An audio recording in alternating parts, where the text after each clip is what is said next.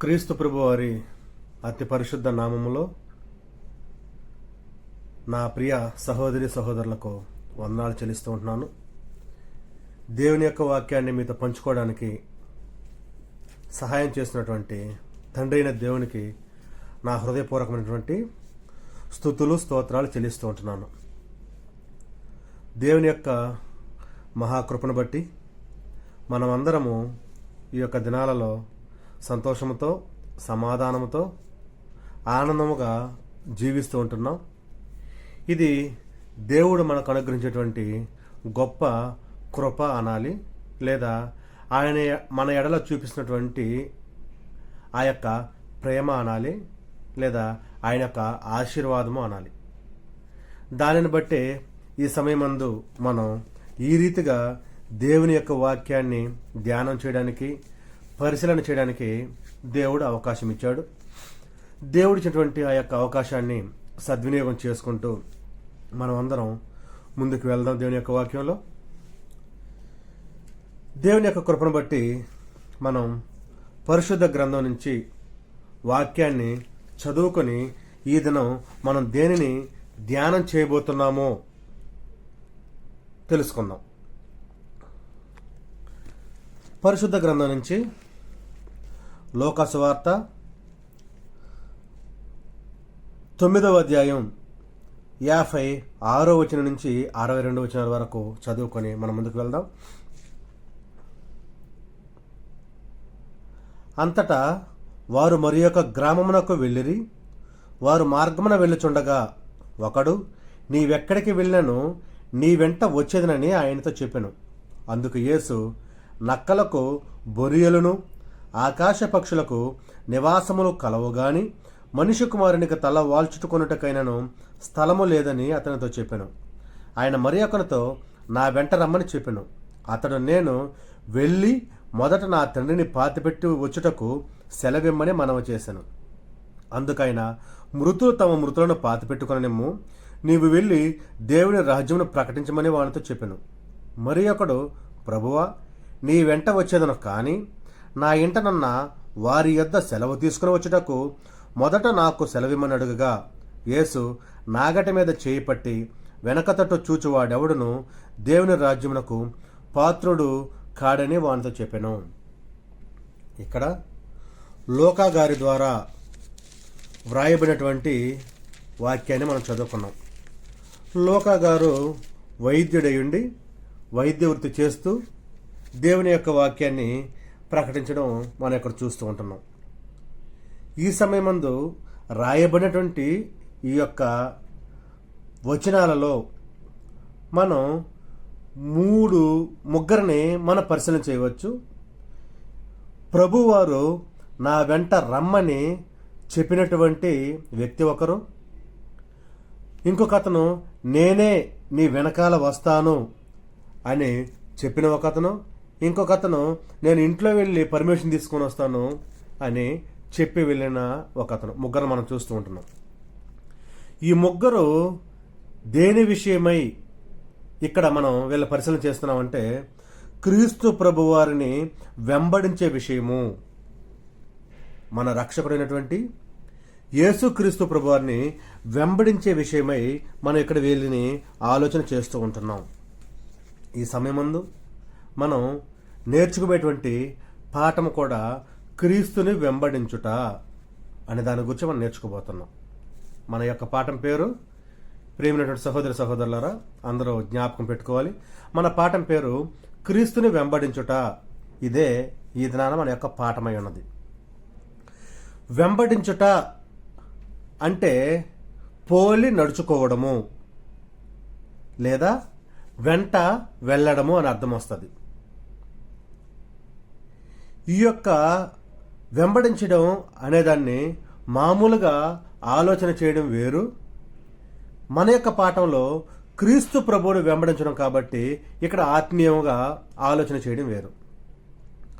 వెంబడించడం అంటే ఈ దినాలలో అనేక మంది మనం చూస్తూ వస్తే, సరే ప్రత్యేకంగా మనం ఫస్ట్ చిన్నపిల్లలను ఆలోచన చేద్దాం. పుట్టినటువంటి పిల్లలు ఎవరైతే ఉన్నారో వారు వారు ఎదుగుతూ ఉన్నటువంటి ఆ యొక్క క్రమములో ఏమి వెంబడిస్తారు అంటే, వారికి ఎదురుగా ఉన్నటువంటి తల్లిని, తండ్రిని, వారి కుటుంబంలో ఉన్నటువంటి వారిని వెంబడిస్తారు. అంటే వారిని పోలి నడుచుకుంటారు. తల్లిదండ్రులు ఏ విధంగా అయితే వారి యొక్క ఆహారపు అలవాట్లు ఉన్నాయో అదే విధంగా పిల్లల యొక్క ఆహారపు అలవాట్లు ఉంటాయి. తల్లిదండ్రులు ఏ విధంగా అయితే ఆత్మీయముగా అభివృద్ధి చెందుతూ పరిశుద్ధ గ్రంథాన్ని చదువుతూ ప్రార్థన చేస్తూ ఉంటారో, పిల్లల అలవాటు కూడా అదే రీతిగా పరిశుద్ధ గ్రంథాన్ని చదువుతూ ప్రార్థన చేస్తూ ఆత్మీయంగా ఎదుగుతారు. లేదా ఇంట్లో ఉన్నటువంటి తల్లిదండ్రులు గొడవలు వేసుకుంటూ, కొట్లాడుకుంటూ, సమస్యలు తెచ్చుకుంటూ ఉంటే వారి పిల్లలు కూడా అదే విధంగా తయారవుతారు. మంచి అలవాట్లుంటే మంచివారుగా తయారవుతారు. తల్లిదండ్రులు చెడ్డవారైతే వారి పిల్లలు కూడా చెడ్డవారుగా తయారవడం మనం కళ్ళారా చూస్తున్నాం. ఇది ఒక భాగం. మరి ఒక భాగాన్ని మనం ఆలోచించేస్తే, ఈ దినాలలో ఒక రోల్ మోడల్గా ఉన్నటువంటి వ్యక్తి ఎవరైనా కానివ్వండి, విద్యారంగంలో కానివ్వండి, వైద్య రంగంలో కానివ్వండి, సమాజంలో కానివ్వండి, ఒక ఉన్నతమైనటువంటి స్థితిలో ఉన్నటువంటి ఒక వ్యక్తిని అనేక మంది రోల్ మోడల్గా తీసుకుంటారు. అంటే వారిని వెంబడిస్తారు. ఎందుకంటే వారు ఆల్రెడీ రోల్ మోడల్గా ఉండి సాధించేశారు. వారు ఒక రేంజ్కి వెళ్ళిపోయారు. వారిని ఆదర్శవంతంగా తీసుకొని వాళ్ళ అలవాట్లను అనుసరించి వారిని వెంబడిస్తే, వారిని పోలి నడుచుకుంటే వారిలాగా మనం కూడా అభివృద్ధి చెందవచ్చు అనేటువంటి ఆలోచనతో వారిని వెంబడించడం జరుగుతుంది. ఈ దినాల్లో ప్రత్యేకించి మనం గమనిస్తే అనేక మంది వ్యక్తులు ఎవరిని వెంబడిస్తున్నారంటే సినిమా హీరోలను వెంబడిస్తూ ఉంటున్నారు.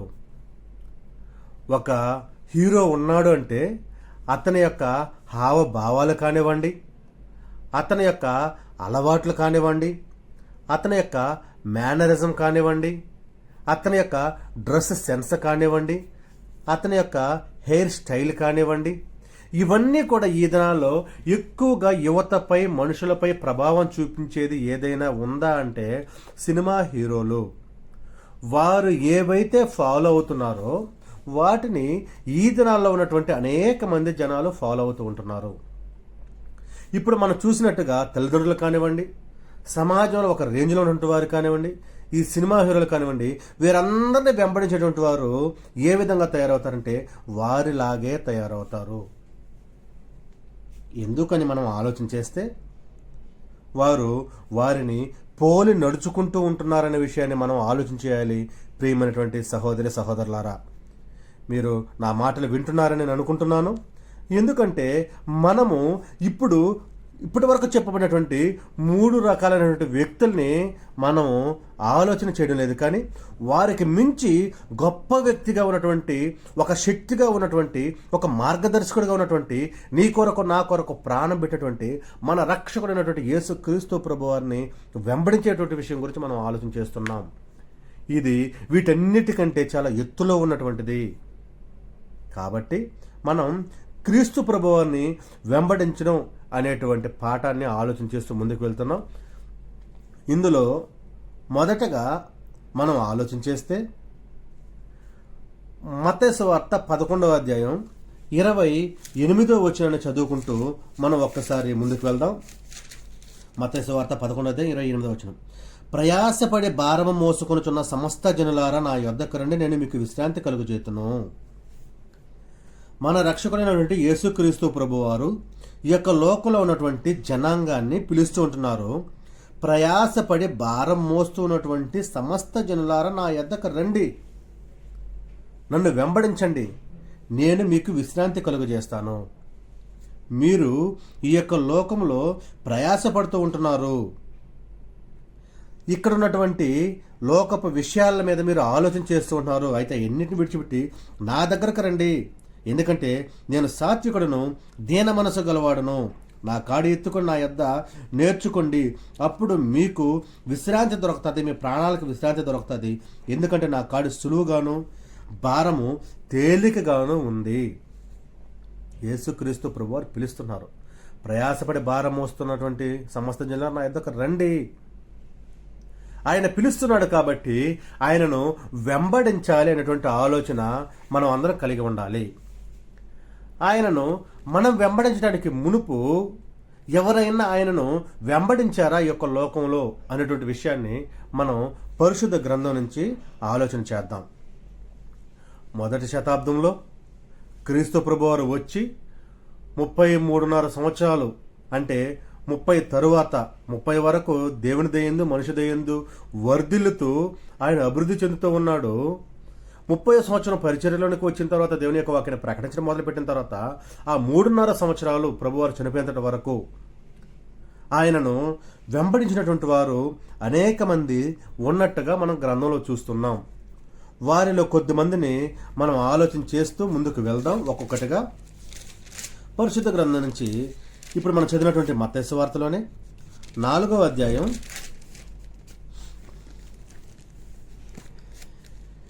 25వ వచనాన్ని ఒకసారి మనం చదువుకుందాం. 25వ వచనం చదువుకుందాం. మత్తయి సువార్త 4వ అధ్యాయం 25వ వచనం. గలిలయ, దెకపొలి, యెరూషలేము, యోదయను ప్రదేశముల నుండి యోర్దానునకు అవతలి నుండి బహుజన సమూహములలో ఆయనను వెంబడించెను. ఇక్కడ మనం చూస్తే ప్రియమైనటువంటి వారలారా, గలిలయ ప్రాంతము, దెకపొలి ప్రాంతము, యెరూషలేము ప్రాంతము, యోదయ అనేటువంటి ప్రదేశాలన్నిటి నుంచి యోర్దానికి అవతల నుంచి అనేక మంది క్రీస్తు ప్రభువారిని వెంబడించినట్లుగా సమూహాలుగా వెంబడించినట్లుగా మనం ఇక్కడ ఈ యొక్క వాక్యంలో మనం చూస్తూ ఉంటున్నాం. అనేక ప్రాంతాలటువంటి వారు. మరొక వచనాన్ని మనం చదువుకుందాం. దీనికి సంబంధించి మార్కు సువార్త 3వ అధ్యాయం 7వ వచనంలో కూడా మనం పరిశీలన చేస్తే ఇదే విషయాన్ని అక్కడ రాయడం జరిగింది అని మనం గమనించవచ్చు. మార్కు సువార్త 3వ అధ్యాయం 7వ వచనం. యేసు తన శిష్యులతో కూడా సముద్రం నద్దకు వెళ్ళగా గలిలయ నుండి వచ్చిన గొప్ప జనసమూహము ఆయనను వెంబడించెను. మరియు ఆయన ఇన్ని గొప్ప కార్యములు చేయుచున్నాడని విని జనులు యోదయ నుండి, యెరూషలేము నుండి, ఇదూమయ నుండి, యోర్దాను అవతల నుండి, తూరు సీదోను అనే ప్రాంతముల నుండి ఆయన యొద్దకు గుంపులుగా వచ్చిరి. మనం ఇక్కడ చూస్తే అనేక ప్రాంతాల నుంచి ప్రభువారిని వెంబడించడానికి జనాలు సమూహాలుగా ఆయన దగ్గరకు వచ్చినట్టుగా మనం పరిశీలన చేస్తున్నాం. ఈ వచ్చినటువంటి వారందరూ దేని నిమిత్తమై ఆయన యొద్దకు వచ్చారు అనేటువంటి విషయాన్ని మనం ఆలోచన చేయాలి. దేని నిమిత్తమై వచ్చారు వాళ్ళు ప్రభువు దగ్గరికి అని మనం ఆలోచన చేస్తే యోహాను సువార్త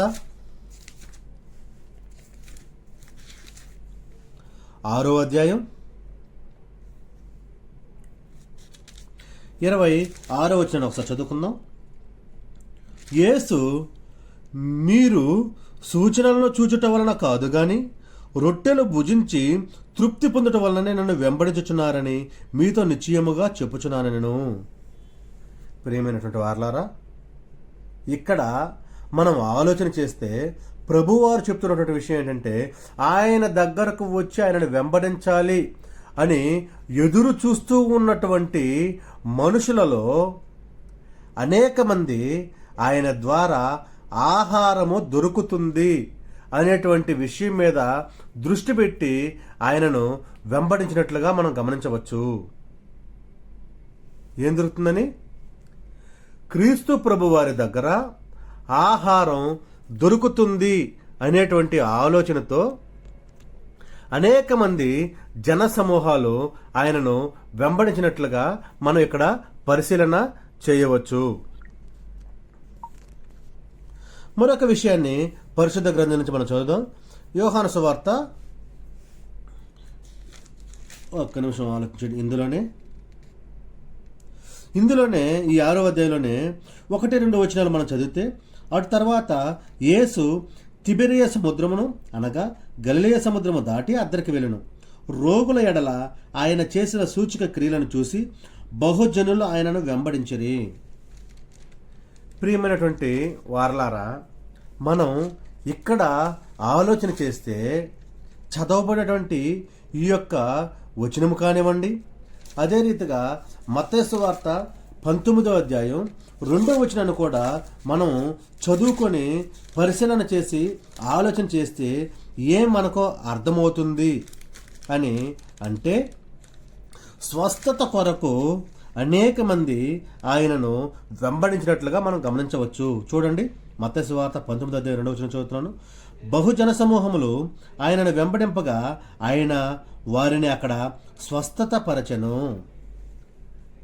ప్రియమైనటువంటి నా సహోదరి సహోదరులారా, ఇక్కడ చదవబడినటువంటి యొక్క 2 వచనాల్ని మనం పరిశీలన చేస్తే ఆయన స్వస్థత అనేది అనుగ్రహిస్తాడని వారికి కానివ్వండి, లేదా అక్కడికి వచ్చినటువంటి వేరే వారికి కానివ్వండి, ఎవరికైనా స్వస్థత చేస్తాడని అంటే ఆరోగ్యము కలిగిస్తాడని, అనారోగ్యాన్ని తీసివేస్తాడని, వారిలో ఉన్నటువంటి అంగవైకల్యం కావచ్చు, లేదా ఈ మరొక రకమైనటువంటి సమస్య కావచ్చు, దానిని తీసివేస్తాడనేటువంటి ఆలోచనతో జనులు ఆయన వెంబడించినట్లుగా మనం చూడొచ్చు. యేసుక్రీస్తు ప్రభువారు స్వస్థతలు, అద్భుత కార్యాలు చాలా చేశాడు. పక్షవాయువు కలిగినటువంటి వారిని లేపాడు, జ్వరంతో ఉన్నటువంటి వారిని స్వస్థతపరిచాడు, కళ్ళు లేని వారికి కళ్ళిచ్చాడు, ఇంకా అనేక రకాలైనటువంటి అనారోగ్య రుగ్మతలతో సమస్యలతో ఉన్నటువంటి అనేక మందిని స్వస్థత పరచడం జరిగింది.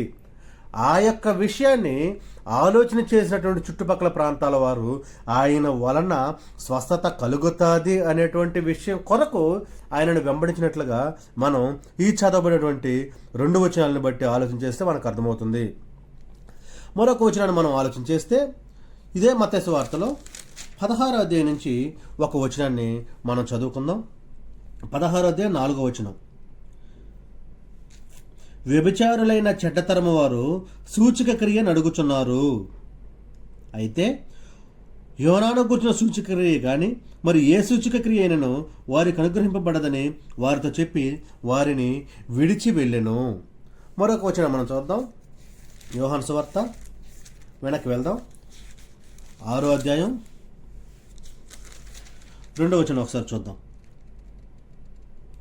రోగుల ఎడల ఆయన చేసిన సూచక క్రియలను చూసి, ప్రియమైనటువంటి వారలారా, ఆయన అంటే యేసుక్రీస్తు ప్రభువారు సూచక క్రియలు చేస్తున్నారు.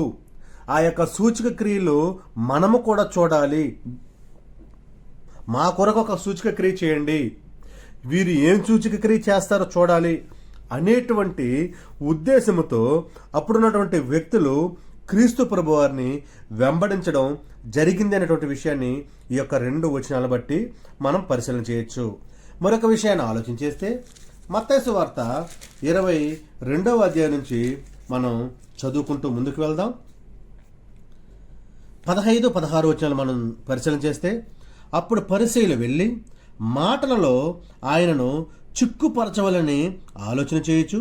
బోధకుడా, నీవు సత్యవంతుడవయ్యుండి దేవుని మార్గము సత్యముగా బోధించుచున్నావనియు నీవు ఎవరిని లక్ష్య పెట్టకయో మోమాటము లేనివాడవనియు ఎరుగుదము. మనం దాని తర్వాత చదువుకుంటూ వస్తే అక్కడ ఉన్నటువంటి విషయం ఏంటి అంటే, కైసరుకి పన్ను ఇచ్చే విషయం గురించి మాట్లాడుతూ అక్కడ వారందరూ ప్రభువారిని తప్పు పట్టాలని మనం ఇక్కడ జాగ్రత్తగా గమనించాలి. ప్రభువారు తన యొక్క మాటల్లో కావచ్చు, ఆయన తెలియజేసేటువంటి సందేశంలో కావచ్చు, ఆయన చేసేటువంటి ప్రసంగాలలో కావచ్చు, ఎక్కడైనా సరే తప్పులుంటాయేమో ఆ యొక్క తప్పులను పట్టుకోవాలనే ఉద్దేశంతో అనేక మంది జన సమూహములు క్రీస్తు ప్రభువారిని వెంబడించినట్లుగా మనం చూడొచ్చు. ఆయన బోధించేది సత్యము, ఆయన తెలియజేసేది దేవుని యొక్క వాక్యము అయినప్పటికీ ఆయనంటే గిట్టని వారు ఆయనను చెడుగా ఇతరులకి తెలియజేయాలనే ఉద్దేశంతో అతనిలో తప్పులు పట్టాలని ప్రభువారిని అనేక మంది వెంబడించినట్లుగా మనం ఇందులో పరిశీలన చేయవచ్చు. మరొక విషయాన్ని మనం ఆలోచన చేస్తే ఇందులోనే మనం చదువుకున్నటువంటి విషయంలో కిందకి వస్తే అందులో చదువుకుంటూ నేను చదువుతాను చూడండి, దీని కంటిన్యూషన్ చదువుతాను చూడండి. కైసరుకు పన్నిచ్చుట న్యాయమా కాదా? మాతో చెప్పమని అడుగుటకు హేరోదీయులతో కూడా తమ శిష్యులను ఆయన ఎద్దకు పంపిరి. యేసు వారి చెడుతను మెరిగి, వేషధారులారా, నన్నెందుకు శోధించుచున్నారు? ప్రియమైనటువంటి వారలారా, మొదటి శతాబ్దంలో క్రీస్తు ప్రభువారిని వెంబడించినటువంటి భక్తి పరులలో, జనాంగాలలో, ఆ యొక్క సమూహాలలో ప్రభువారిని శోధించడానికి కూడా వెంబడించినట్లుగా మనం ఇక్కడ పరిశీలన చేయవచ్చు. ప్రభువారిని శోధించడం ఆయన చెప్పేటువంటి మాటల్ని బట్టి కాదు, కానీ ఆయనను శోధించాలని, ఆయన యొక్క మనసును శోధించాలని, ఆయనను కష్టపెట్టాలని, ఆయనను ఇబ్బంది పెట్టాలని, ఆయనను శ్రమల పాలు చేయాలని అనేక మంది ఆయనను వెంబడించినట్లుగా మనం ఆలోచన చేయొచ్చు. 18వ అధ్యాయం ఇదే మత్తయి సువార్తలో 22వ వచనాన్ని కూడా మనం చదివితే, 21 నుంచి మనం చదివితే, ఆ సమయం మన పేతురు ఆయన ఎద్దుకు వచ్చి, ప్రభువా, నా సహోదరుడు నా ఎడల తప్పిదమ చేసిన ఎడల నేను ఎన్ని మార్లు అతనికి క్షమింపవలను? 7 మార్ల మట్టుగా అని అడిగను. అందుకు యేసు అతనితో ఇట్లా, నేను 7 మార్ల మట్టుకే కాదు, 70 ఏళ్ల మారుల మట్టుకని నీతో చెప్పుచున్నాను. ఇక్కడ చెప్పబడినటువంటి ఈ యొక్క విషయము వారికి తెలుసు, ఎందుకంటే వారు ప్రభువుతో కూడా ఉన్నారు. ఉన్నప్పటికీ కూడా ఆయన శోధించాలనే ఉద్దేశంతో మరలా అదే విషయాన్ని అడగడం మనం చూడొచ్చు చదివినటువంటి 2 వచనాల్లో. కాబట్టి యేసుక్రీస్తు ప్రభువుని వెంబడించినటువంటి వారు ఆయనని శోధించడానికి ఆయనను వెంబడించాలనేటువంటి విషయాన్ని మనం ఆలోచన చేయొచ్చు. మరొక వచనం మనం చూస్తే లూకా సువార్త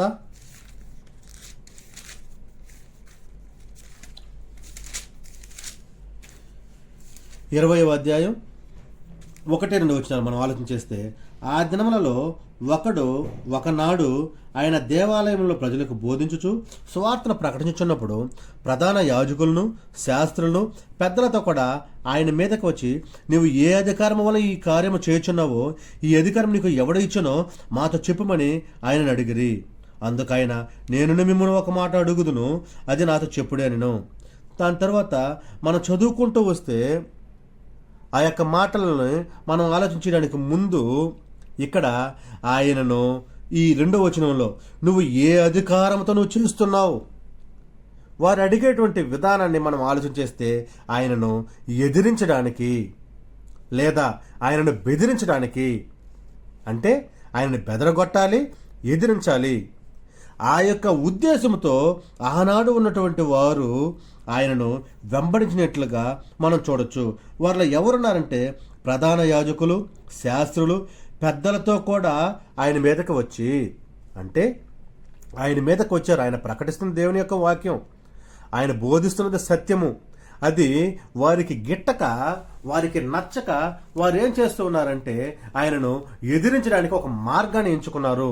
ఆ యొక్క మార్గం ఏంటంటే ఆయనను వెంబడించి ఆయన ఎదిరించాలి, ఆయనను బెదరగొట్టాలి అనేటువంటి ఉద్దేశంతో ఆనాడు ఉన్నటువంటి అనేక మంది జనాంగము ప్రభు వారిని వెంబడించినట్లుగా మనం చూడొచ్చు. ఇప్పటి వరకు మనం ఆలోచన చేసినటువంటి ఈ యొక్క 6 విషయాల్లో మనం పరిశీలన చేస్తే, ఆనాడు ఉన్నటువంటి అనేక మంది జన సమూహాలు ఎందు నిమిత్తమై క్రీస్తు ప్రభువారిని వెంబడించారు, ఎందు నిమిత్తమై క్రీస్తు ప్రభువారి దగ్గరకు వచ్చారు అని మనం చూస్తే, మొదటగా ఆహారం కోసమని, స్వస్థత కోసమని, సూచక క్రియల కోసమని, తప్పు పట్టాలని, ఆయనను ఎదిరించాలని, బెదిరించాలని, ఆ యొక్క ఉద్దేశాలతో ఆనాడు అనేక మంది ప్రభు వారిని వెంబడించినట్లుగా మనం చూడొచ్చు. అయితే ఆయనను వెంబడించిన వారు వేరే ఉద్దేశంతో ఎవరు వెంబడించలేదా అని మనం గ్రంథం నుంచి పరిశీలన చేస్తే, ప్రియమైనటువంటి దేవుని సంగమా, అనేక మంది ఆయనను మంచి ఉద్దేశంతో కూడా వెంబడించినటువంటి వారు ఉన్నారు.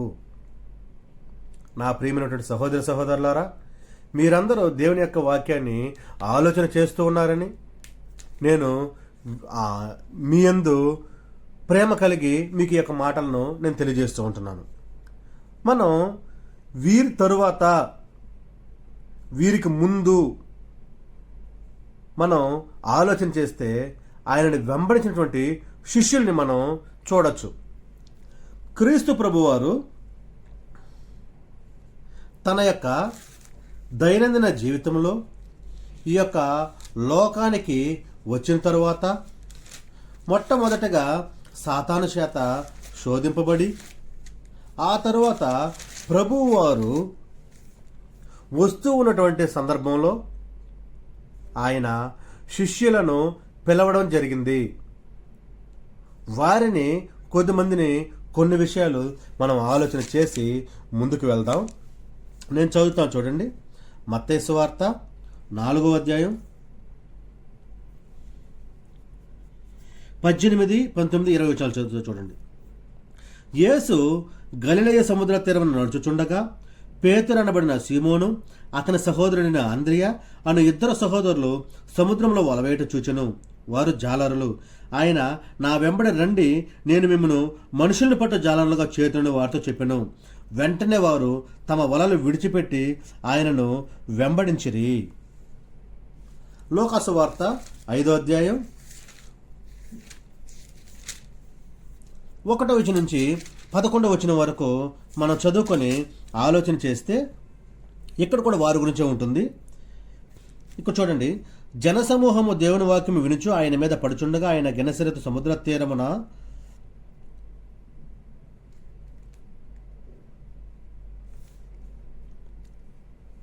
క్షమించండి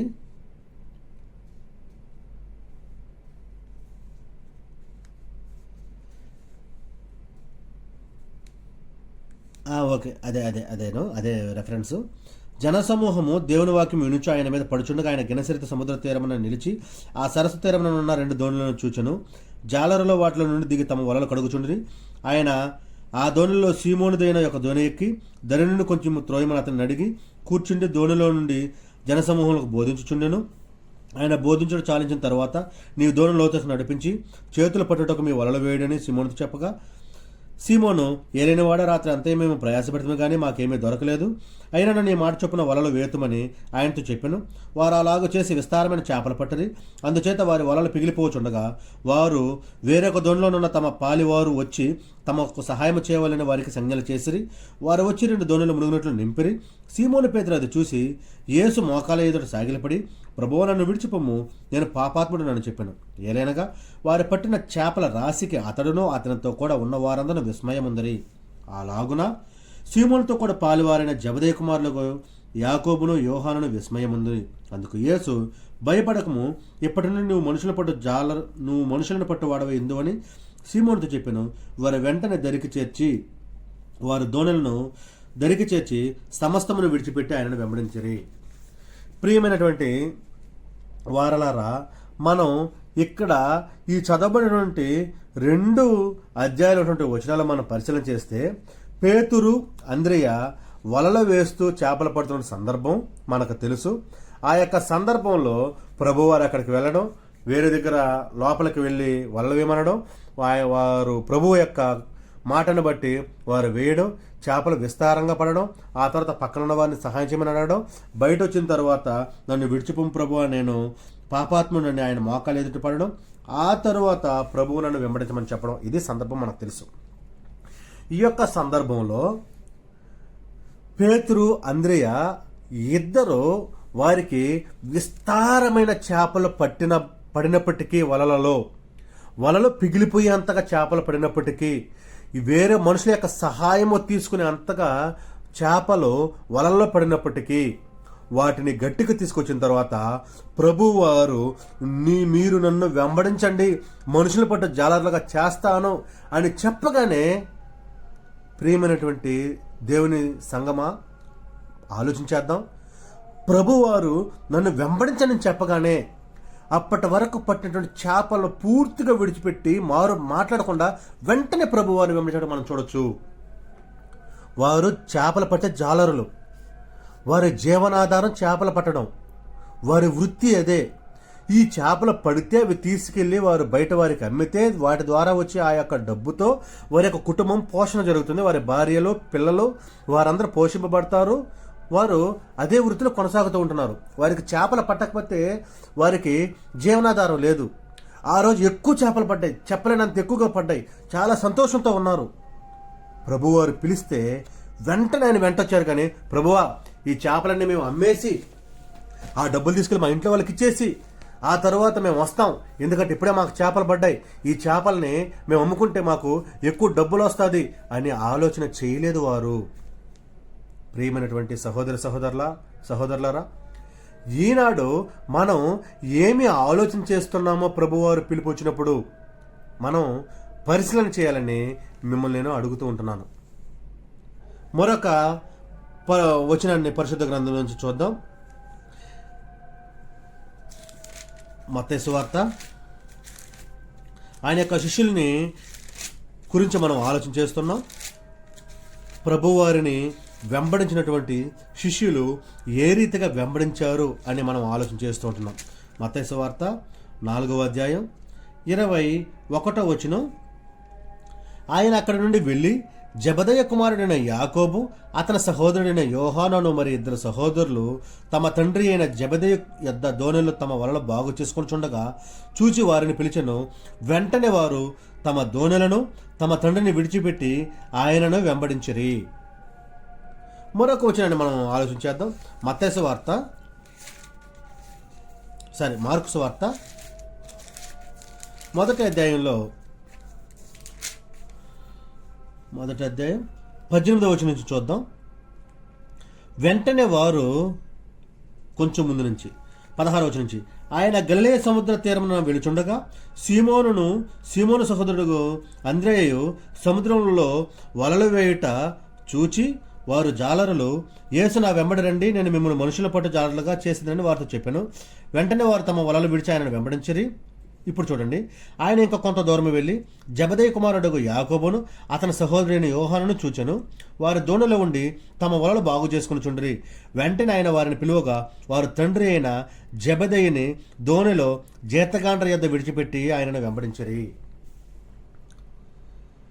యాకోబు గారు, యోహాను గారు చేపలు పట్టుకుంటూ ఉన్నటువంటి సందర్భమే వాళ్ళు వలలో బాగు చేసుకుంటూ ఉన్నారు.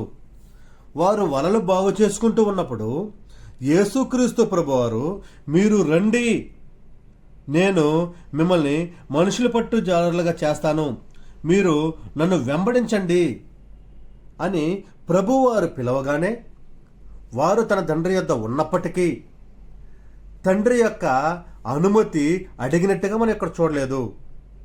తండ్రి ఏం చెప్తే అది చేద్దాం అన్న విషయాన్ని మనం ఇక్కడ చూడలేదు. ప్రభువారు పిలిచారు. వెంటనే వారిద్దరూ తన తండ్రిని వారి జీతగాండ్ర యొద్ద విడిచిపెట్టి ఆయనను వెంబడించినట్లుగా మనం చూస్తూ ఉంటున్నాం.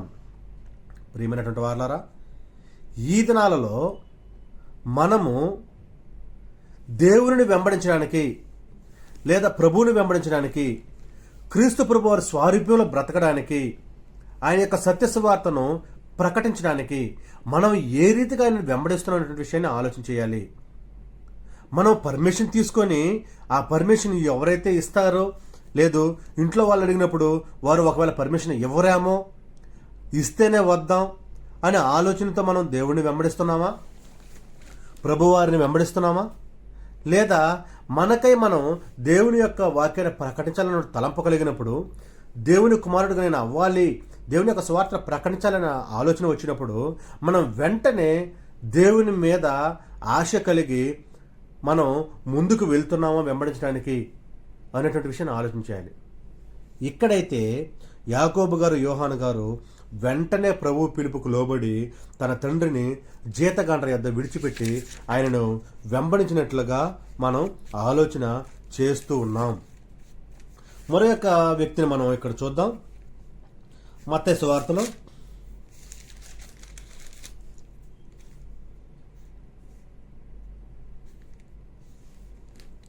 మత్తయి సువార్త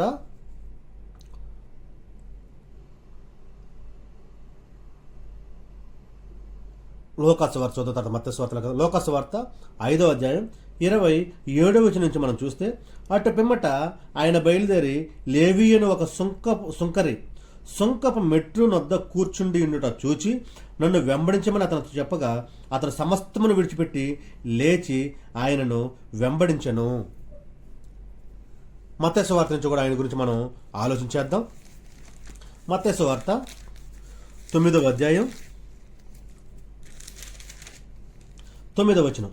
యేసు అక్కడ నుండి వెళ్ళుచు సుంకపు మెట్టు వద్ద కూర్చుండి ఉన్న మత్తయ్య అనే ఒక మనిషిని చూచి నన్ను వెంబడించమని అతనితో చెప్పగా అతడు లేచి ఆయనను వెంబడించెను. ప్రియమైనటువంటి సహోదరి సహోదరులారా, ఇక్కడ లేవి అని పెరిగినటువంటి మత్తయ్యని మనం చూస్తూ ఉంటున్నాం. వారి వృత్తి సుంకము వసూలు చేయడం, సుంకపు అధికారి.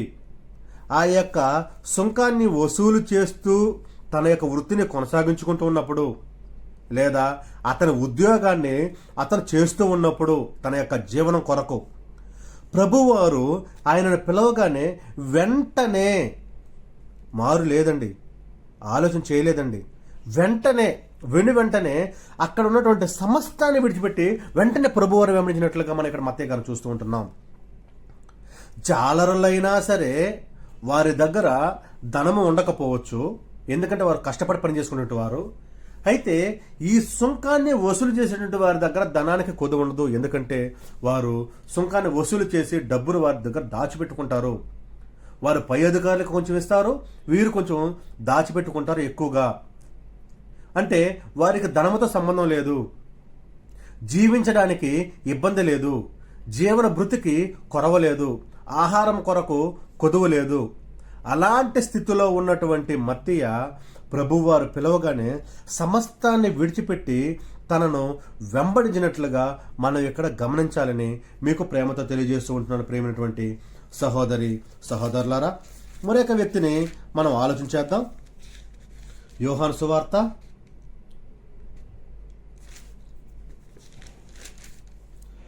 1వ అధ్యాయం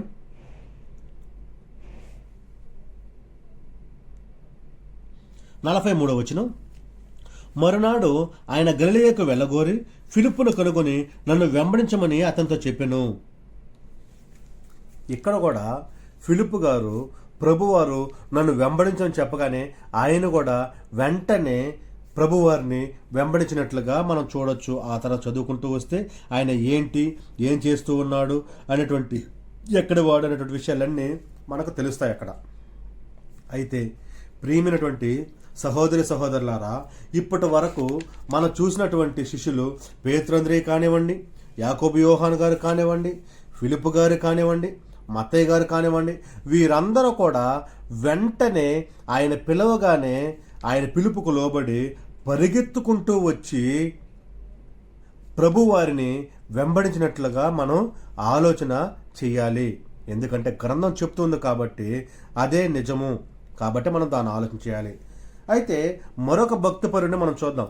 ఇక్కడ వారు చేస్తున్న పనిలో నుంచి, లేదా వారు చేస్తున్న వృత్తిలో నుంచి, వారు ఎలా ఉన్నారో అలాంటి స్థితిలో నుంచి ప్రభువారు పిలవగానే వెంటనే ఆయన వెనకాలొచ్చారు.